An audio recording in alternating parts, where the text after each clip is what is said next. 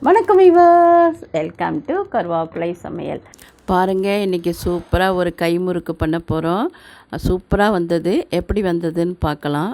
நான் first time try பண்ணேன். இப்போது ஒரு டம்ளர் அரிசியை 2 மணி நேரம் ஊற போட்டு ஒரு துணியில் கொஞ்சம் காய வச்சுட்டு அதுக்கப்புறம் மிக்சியில் போட்டு நான் மாவாக பண்ணுறேன். அது மாதிரியே தான் நீங்களும் பண்ணிக்கணும். அதாவது அரிசி ஈரமாக இருக்கணும், ஆனால் கையில் ஒட்டக்கூடாது. அந்த மாதிரி நீங்கள் எடுத்துட்டு அதை மிக்சியில் போட்டு அரைச்சி ஜலிச்சிடணும். நன்னா திப்பி இருக்கக்கூடாது.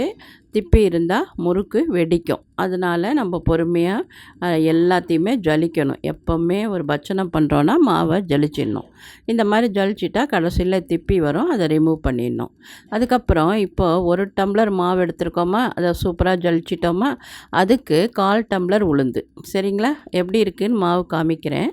இப்போ 1/4 டம்ளர் உளுந்தை லைட்டாக வறுத்துட்டு அதுக்கப்புறம் என்ன பண்ணணும்னா மிக்சியில் போட்டு அரைச்சி எகெயின் அரிசி மாவை எப்படி ஜலித்தோமோ அதே மாதிரி உளுத்த மாவையும் ஜலிச்சுக்கோங்க. அதுலேயும் திப்பி வரும், எடுத்துடுங்க. திப்பி மாத்திரம் உழக்கூடாது, முறுக்கு வெடிக்கும். சரிங்களா? இப்போ இந்த மாதிரி திப்பியை ரிமூவ் பண்ணிவிட்டு எல்லாத்தையும் மிக்ஸ் பண்ணணும். அந்த உளுத்த மாவும் அரிசி மாவும் மிக்ஸ் ஆகணும். அதுக்கப்புறமா நம்ம என்ன பண்ணணும்னா, எப்போவுமே வாசனையாக இருக்கணும் இல்லையா, அதனால் கொஞ்சம் சீரகம் போடணும், உப்பு போடணும். ஸோ இந்த டிஷ்ஷுக்கு தேவையான உப்பை போட்டுட்டோம். அதுக்கப்புறமா கொஞ்சம் 1 ஸ்பூன் சீரகம் போடுறோம். அதுக்கப்புறம் 2 ஸ்பூன் வெண்ணெய் போடணும். முறுக்கெல்லாம் வாயில் போட்டால் கரையணும்னு சொல்லுவாள் எங்கள் அப்பா. அதனால் அது மாதிரி எல்லா பட்சணத்துக்கும் வெண்ணெய் போட்டு தான் பிசைவாங்க. இல்லை வெண்ணெய் இல்லைன்னா நீங்கள் எண்ணெய் விட்டு கூட பிசைஞ்சிக்கலாம்.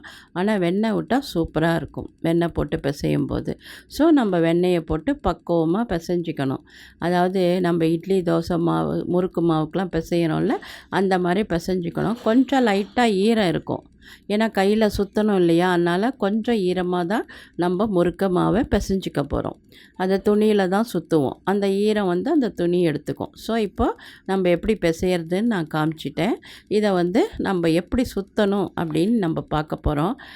எப்போவுமே ஒரு பட்சணம் பண்ணால் ஒரு விநாயகரை பிடிச்சி வச்சா பட்சணம் நன்னா வரும் அப்படின்னு சொல்லுவாள். அதனால் நம்ம இப்போ எப்படி பண்ணலாம் அப்படின்னு சொல்கிறேன். கையில் கொஞ்சமாக மாவு எடுத்துக்கோங்க. எடுத்துட்டு இதே மாதிரி 2 விரலை வச்சு ட்ரை பண்ணுங்கள். நானும் இது ஃபஸ்ட் டைம் தான் ட்ரை பண்ணுறேன். எங்கள் பெரியம்மாலாம் எங்களுக்கு வருஷம் வருஷம் பண்ணி தருவா. இப்போ எங்கள் பெரியம்மா இல்லை, அதனால் நான் ட்ரை பண்ணேன். ஆனால் நல்லா வந்தது. சுற்றுறதுக்கு மாத்திரம் இன்னும் கொஞ்சம் பழகணும்னு நினைக்கிறேன். பட் ரொம்ப நல்லா இருந்தது. சரி, எப்படி இருந்தால் என்ன, நம்ம வீவர்ஸ் பார்த்து தெரிஞ்சுக்கிட்டோம் அப்படின்னு போட்டுட்டேன் நான். இன்னும் கொஞ்சம் ட்ரை பண்ணான்னா சுத்த வரும் கண்டிப்பாக. பாருங்கள், இப்போ எண்ணெயில் போட்டுட்டேன். லைட்டாக மீடியமான எண்ணெயில் போட்டு எடுங்க. சப்போஸ் உங்களுக்கு நன்னா கருன்னு வேணும்னா இன்னும் கொஞ்சம் நேரம் வச்சுருந்தீங்கன்னா நல்ல நிறம் வந்துடும். ஸோ அவ்வளோதான், நம்ம முறுக்கு ரெடி ஆகிடுச்சு. சாப்பிட்டு பார்த்துட்டு எப்படி வந்ததுன்னு சொல்லுங்கள். ட்ரை பண்ணுங்கள், முறுக்கு சுத்த வரும். நானும் ட்ரை பண்ணேன், நன்னா தான் வந்தது. நீங்களும் ட்ரை பண்ணுங்கள். எப்பவும் போல் பார்த்துட்டு அப்படியே விடாமல் ஷேர் பண்ணணும், லைக் பண்ணணும், கமெண்ட் பண்ணணும், என்ஜாய் பண்ணணும். ஆரோக்கியமாக சாப்பிடுவோம், ஆரோக்கியமாக இருப்போம். நன்றி, வாழ்த்துக்கள்.